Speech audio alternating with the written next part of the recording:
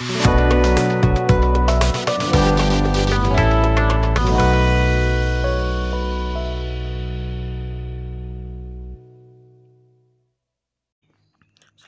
pagi adik-adik.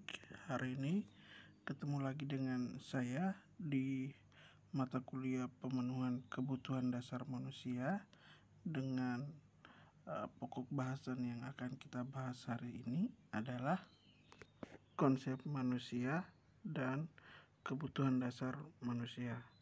Baik, sebelum masuk ke materinya, Pak akan jelaskan terkait dengan tujuan dari pembelajaran kita hari ini adalah mahasiswa atau adik-adik mampu memahami dan mengerti tentang konsep manusia serta konsep kebutuhan dasar manusia itu sendiri. Kita masuk ke sub pokok bahasan yang pertama adalah konsep manusia. Nah, untuk konsep manusia ini Pak yakin di dalam benak adik-adik sekalian tentunya masing-masing memiliki pendapat sendiri terkait dengan apa itu manusia, pengertian manusia itu sendiri, gitu ya. Tetapi pada dasarnya manusia itu merupakan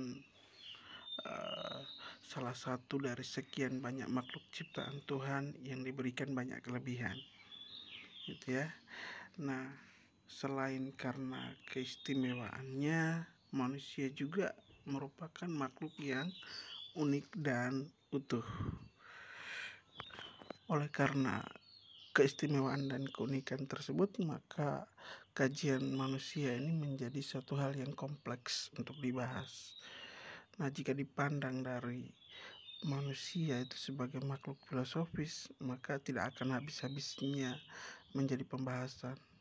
Nah, hal ini sudah dibahas oleh para pemikir dan juga para ahli mulai dari zaman Yunani sampai dengan sekarang, gitu.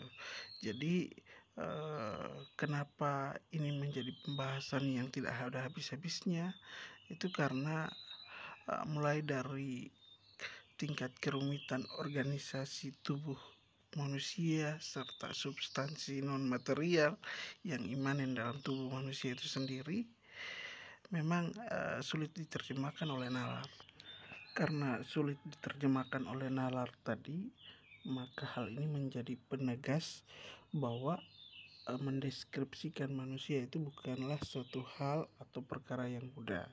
Sehingga tidak salah kalau kita memposisikan manusia itu sebagai makhluk yang misterius.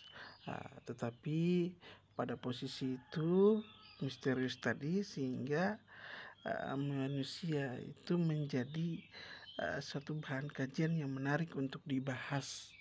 Nah, hal ini hampir semua lembaga pendidikan termasuk kita di pendidikan kesehatan juga mengkaji tentang manusia, gitu ya. Jadi di ilmu pendidikan kesehatan nanti kita akan mempelajari terkait dengan struktur tubuh manusia itu sendiri, gitu ya, sampai dengan apa itu kebutuhan dasar manusia itu sendiri. Nah, hal ini kita pelajari agar kita bisa tahu seperti apa konsep manusia itu.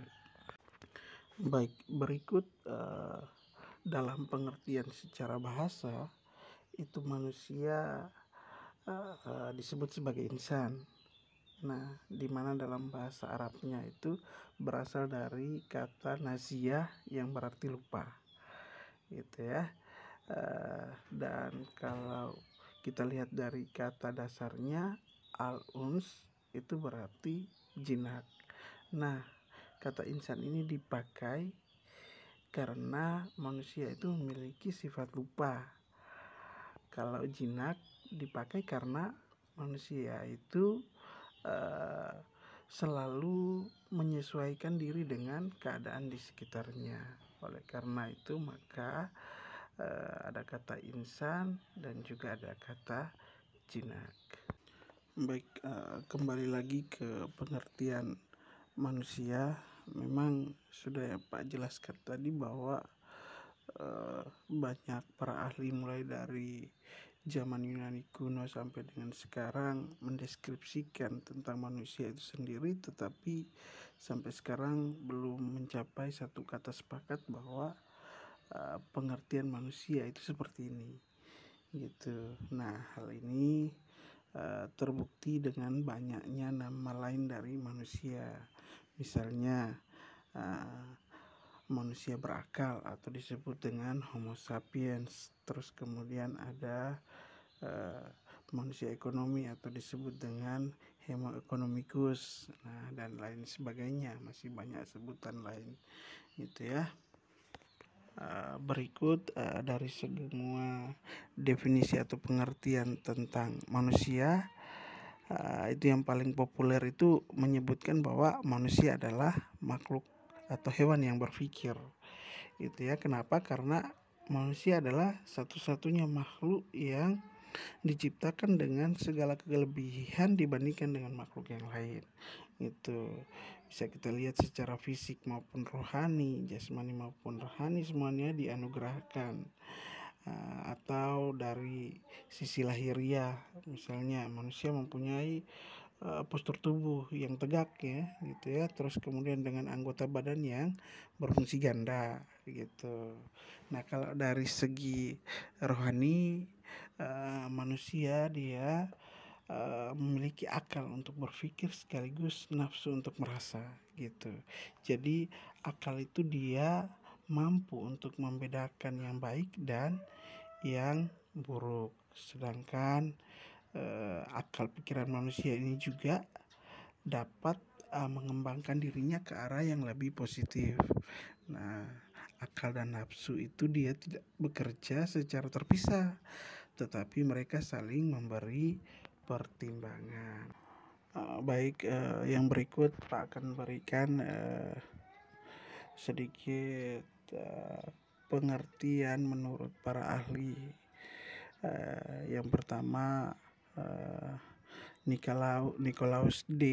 dan Sudiarja itu mereka mendefinisikan bahwa manusia adalah bineka tetapi juga tunggal gitu. Bineka disebut bineka karena ia memiliki jasmani dan rohani, akan tetapi tunggal karena jasmani dan rohani merupakan satu batang. Nah, itu menurut Nikolaus. Terus kemudian menurut Abineno misalnya, dia menyebutkan bahwa manusia adalah tubuh yang berjiwa dan bukan jiwa abadi yang berada atau terbungkus dalam tubuh yang fana. Gitu ya, keren ya. Terus kemudian ada Upanishad, ya, itu dia menyebutkan bahwa manusia adalah kombinasi dari unsur roh atau atman, jiwa, pikiran, dan prana atau badan fisik. Itu.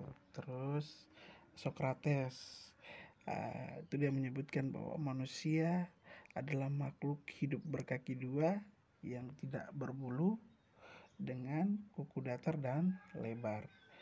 Terus ada Bertens, itu dia menyebutkan bahwa manusia adalah salah satu makhluk yang terdiri dari dua unsur yang kesatuannya tidak dinyatakan. Nanti ya. Terus ada Iwayan Warta, dia menyebutkan bahwa manusia adalah makhluk yang dinamis dengan trias dinamikanya atau tiga dinamikanya, yaitu cipta, rasa, dan karsa. Terus kemudian ada Omar Muhammad, dia mengatakan bahwa manusia adalah makhluk yang paling mulia. Manusia adalah makhluk yang berpikir dan manusia adalah makhluk yang memiliki tiga dimensi, yaitu badan, akal, dan ruh. Nah, jadi manusia dalam pertumbuhannya dipengaruhi oleh faktor keturunan dan juga lingkungan. Terus R.B. Sentanu, itu dia menyebutkan bahwa manusia adalah makhluk sebaik-baiknya ciptaannya. Bahkan bisa dibilang manusia adalah ciptaan Tuhan yang paling sempurna dibandingkan dengan makhluk yang lain. Jadi itu beberapa pendapat para ahli yang bisa Pak bagikan. Selebihnya adik-adik bisa membaca dari buku atau artikel-artikel lain yang adik-adik bisa temukan dan kemudian bisa menyimpulkan sendiri, gitu ya. Baik ya, jadi itu beberapa pengantar yang Pak bagikan terkait dengan konsep manusia sebelum kita pelajari lebih dalam lagi terkait dengan konsep manusia itu sendiri, gitu ya. Baik, slide yang pertama, manusia ya. Kalau dari pandangan itu orang dahulu atau para ahli dahulu itu memandang manusia itu sebagai satu kesatuan badan dan jiwa. Nah, kalau sekarang manusia itu dipandang sebagai makhluk yang unik, yang terdiri dari bio, psiko, sosio, dan juga spiritual. Jadi ini dua pandangan yang berbeda ya, pandangan dari dulu dengan pandangan yang sekarang tentang konsep manusia. Slide yang berikut. Nah, manusia, karena pembahasan konsep manusia ini begitu kompleks, maka mari kita membagi manusia, konsep atau kajian manusia ini menjadi dua. Itu yang pertama, manusia sebagai makhluk holistik, dan yang kedua, manusia sebagai sistem. Nanti kita akan pelajari lebih lanjut satu persatu, mulai dari manusia sebagai makhluk holistik dan juga manusia sebagai sistem.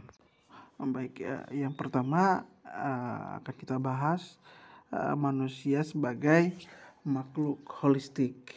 Jadi yang dimaksudkan dengan makhluk holistik di sini karena manusia merupakan makhluk yang utuh. Kenapa utuh? Karena terdiri dari paduan berbagai unsur seperti biologis, psikologis, sosial, dan juga spiritual. Nah, pada referensi lain itu dia menyebutkan bukan hanya 4 unsur saja, tetapi ada 5 termasuk kultur, gitu ya. Tapi nanti Pak akan bahas semuanya, gitu ya. Baik, yang pertama kita bahas dulu terkait dengan unsur biologis. Nah, kenapa unsur biologis? Karena alasannya yang pertama, manusia itu dia terdiri dari gabungan sistem-sistem organ tubuh. Terus yang kedua, manusia itu dia mampu mempertahankan hidupnya. Terus yang berikut, yang ketiga, manusia itu dia tidak terlepas dari hukum alam, gitu ya. Khususnya hukum perkembangan, gitu ya. Yang berikut, unsur psikologis. Nah, kenapa ada unsur psikologis? Karena yang pertama, manusia atau setiap individu dia memiliki kepribadian yang unik, gitu ya. Jadi berbagai macam kepribadian, melankolik dan sebagainya, gitu ya. Terus yang berikut, setiap individu atau manusia itu dia memiliki tingkah laku yang merupakan manifestasi dari kejiwaan, gitu ya. Terus yang berikut, setiap manusia atau individu itu dia memiliki kecerdasan dan daya berpikir, gitu. Terus yang berikut, setiap individu juga dia memiliki kebutuhan psikologis untuk mengembangkan diri, gitu ya. Terus yang berikut, unsur yang ketiga itu adalah unsur sosial. Kenapa unsur sosial? Karena yang pertama, setiap individu atau manusia itu hidup bersama dengan orang lain, gitu. Terus yang berikut, setiap individu dipengaruhi oleh kebudayaan. Yang ketiga, setiap individu juga terikat oleh norma yang berlaku di masyarakat. Terus yang berikut, setiap individu dipengaruhi atau terikat oleh lingkungan sosial, gitu ya. Jadi harus mampu untuk beradaptasi. Terus yang berikut, yang terakhir, setiap individu juga itu dia tidak dapat hidup sendiri karena dia membutuhkan orang lain. Itu kenapa sehingga manusia itu disebut sebagai makhluk sosial. Terus yang berikut spiritual. Unsur spiritual itu kenapa? Karena yang pertama, setiap individu itu memiliki keyakinan tersendiri tentang adanya Tuhan, gitu ya. Terbukti karena kita memiliki banyak agama, ada Katolik, Muslim, Islam, Hindu, Buddha dan sebagainya, gitu ya. Konghucu, gitu ya. Terus kemudian yang berikut, setiap individu juga memiliki pandangan hidup dan dorongan yang sejalan dengan keyakinan yang ia pegang, gitu ya. Itu unsur spiritual. Terus yang berikut tadi ada lagi referensi lain menyebutkan dari unsur kultural, gitu ya. Nah, dari unsur kultural itu kenapa? Karena yang pertama, manusia dia mempunyai nilai dan kebudayaan yang membentuk jati dirinya. Terus kemudian sebagai pembeda juga dan juga pembatas dalam hidup sosial. Terus alasan yang ketiga karena kultural dalam diri manusia itu bisa diubah atau berubah-ubah tergantung lingkungan di mana ia hidup, gitu ya. Jadi itu terkait dengan manusia sebagai makhluk holistik. Baik, yang berikut yang kedua kita akan membahas tentang manusia sebagai sistem. Jadi manusia itu kenapa manusia sebagai sistem? Karena manusia terdiri dari beberapa unsur atau sistem yang membentuk suatu totalitas yang terdiri dari sistem adaptif, personal, interpersonal, dan juga sosial. Yang pertama, sistem adaptif. Nah, itu disebabkan karena manusia atau setiap individu itu dapat berubah. Terus yang berikut, setiap individu dia mampu merespon terhadap perubahan lingkungan. Terus kalau dari personal itu dia memiliki proses persepsi dan tumbuh kembang. Terus yang berikut ada sistem interpersonal. Kenapa? Karena setiap manusia dia berinteraksi dengan yang lain atau orang lain. Terus kemudian setiap manusia itu dia memiliki peran dalam masyarakat. Dan juga setiap manusia berkomunikasi terhadap orang lain atau berkomunikasi dengan orang lain. Terus yang berikut sosial, gitu ya. Kalau sosial itu kenapa? Karena setiap individu dia memiliki kekuatan dan wewenang dalam mengambil suatu keputusan dalam lingkungannya, baik itu dalam keluarga, masyarakat, tempat kerja dan sebagainya, gitu ya. Nah, itu ya. Jadi itu beberapa penjelasan terkait dengan manusia sebagai sistem, gitu ya. Baik, slide yang berikut kita akan mempelajari tentang konsep dari kebutuhan dasar manusia.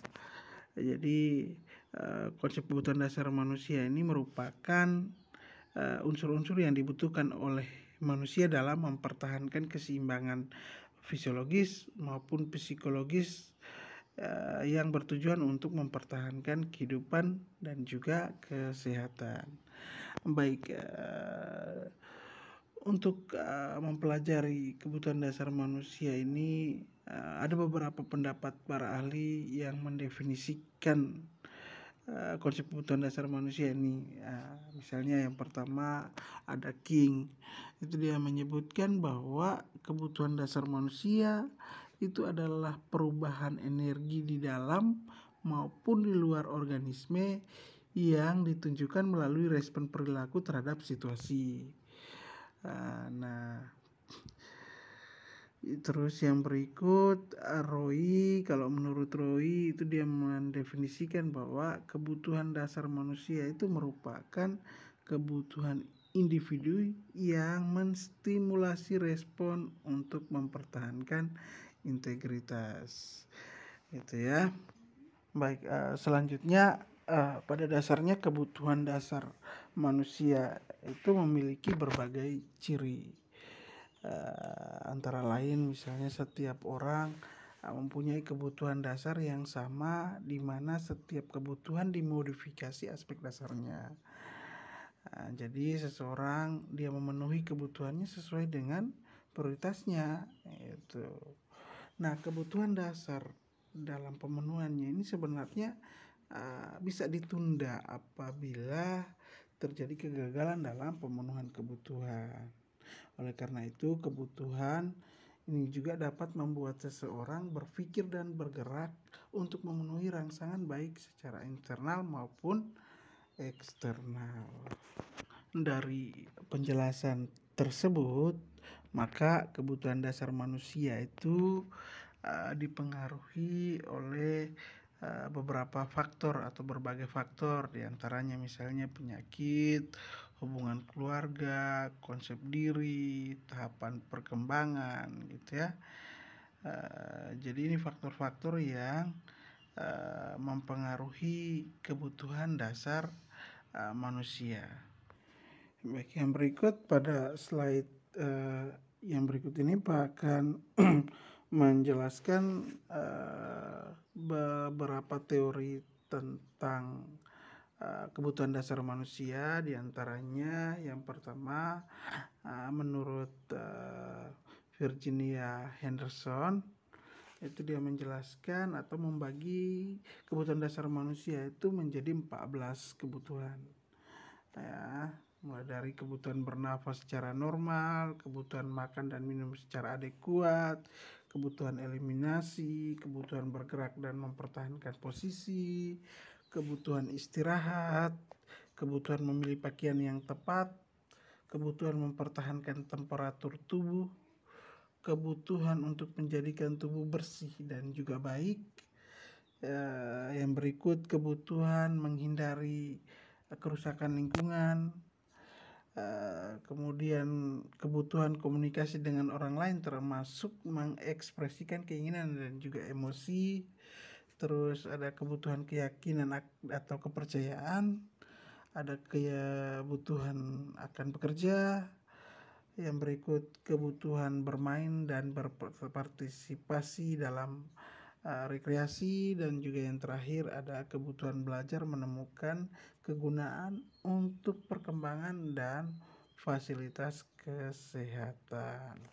Jadi itu 14 kebutuhan dasar manusia menurut Henderson.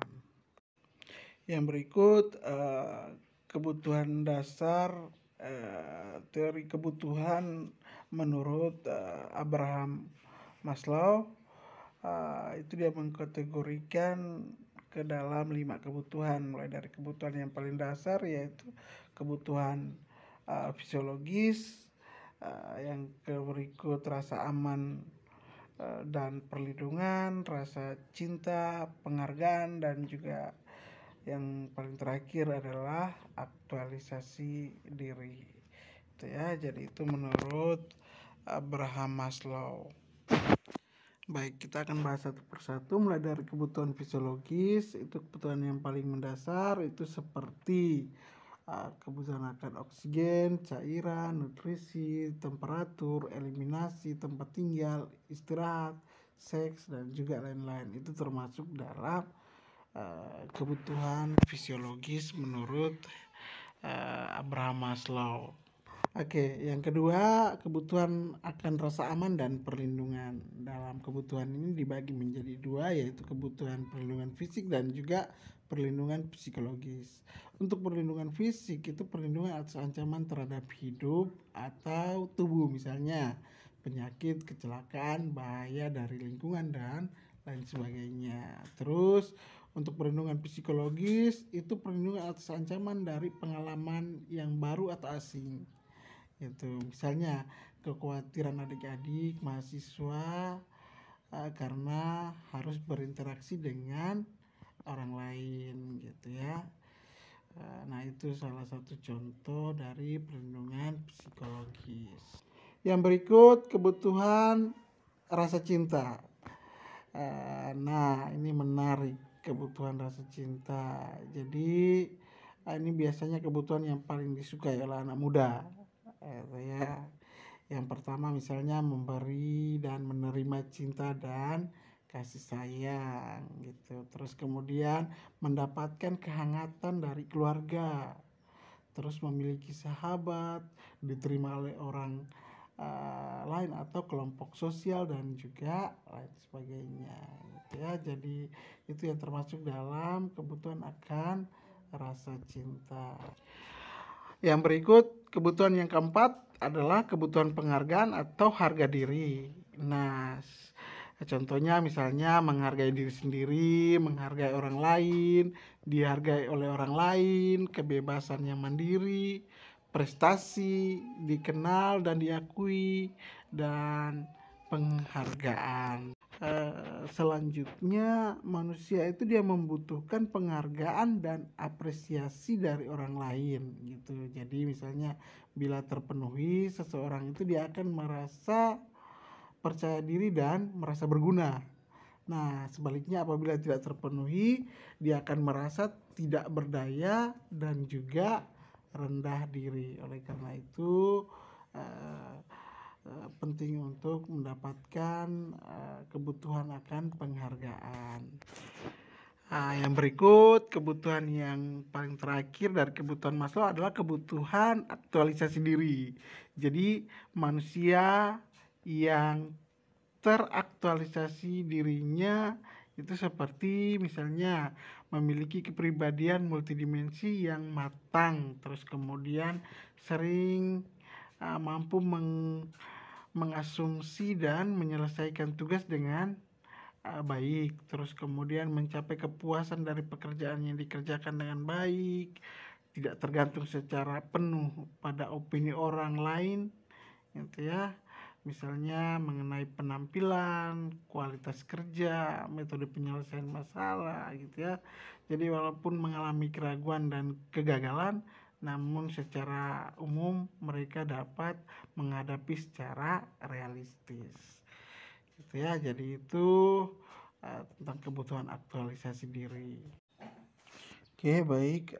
Selain teori kebutuhan Henderson dan juga Maslow, masih ada lagi teori kebutuhan lain, misalnya teori kebutuhan Hilbert Dunn misalnya. Itu dia membagi juga kebutuhan dasar itu menjadi 12 kebutuhan. Misalnya kebutuhan ada kebutuhan adat istiadat, komunikasi, persahabatan, kebutuhan untuk tumbuh, kebutuhan untuk berimajinasi, kebutuhan untuk mendapatkan kasih sayang, kebutuhan lingkungan fisik maupun sosial, falsafah hidup begitu ya.